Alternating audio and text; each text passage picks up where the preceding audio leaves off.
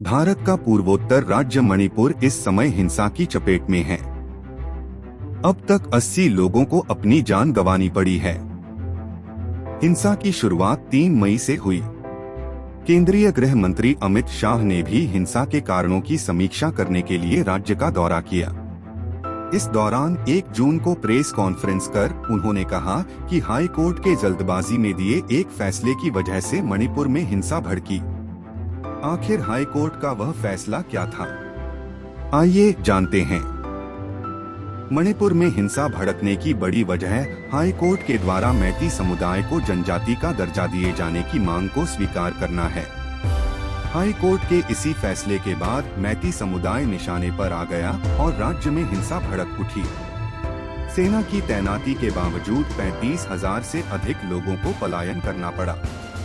पिछले दिनों Manipur high court के कार्यवाहक मुख्य न्यायाधीश एम.बी. मुरलीधरन ने राज्य सरकार को निर्देश दिया था कि वह मैती समुदाय की मांगों पर विचार करे और 4 महीने के अंदर केंद्र को मांगों का प्रस्ताव भेजे।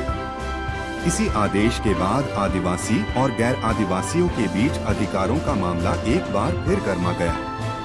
इंडिजिनियस ट्राइबल लीडर्स फोरम निकाली गई रैली और बंद के बाद मणिपुर में हिंसा भड़क गई। मैती कौन है? मैती हिंदू हैं। वे मणिपुर में बहुसंख्यक है।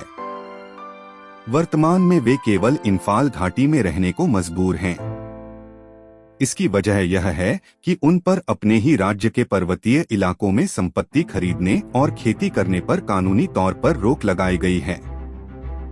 यहाँ ईसाई बन चुके कुकी और नगा समुदाय के लोग रहते हैं, जिनकी आबादी 40% है। ये मणिपुर के कुल क्षेत्रफल के 90% हिस्से में रहते हैं। मैती समुदाय की जनसंख्या करीब 53% है, लेकिन वह करीब 10% क्षेत्र में ही रह सकता है।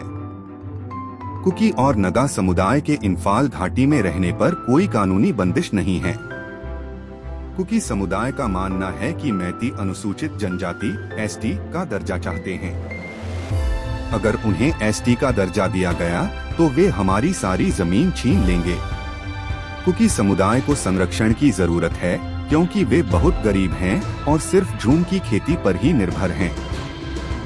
आशा करते हैं कि आने वाले समय में मणिपुर राज्य में शांति फिर वापस आ जाए।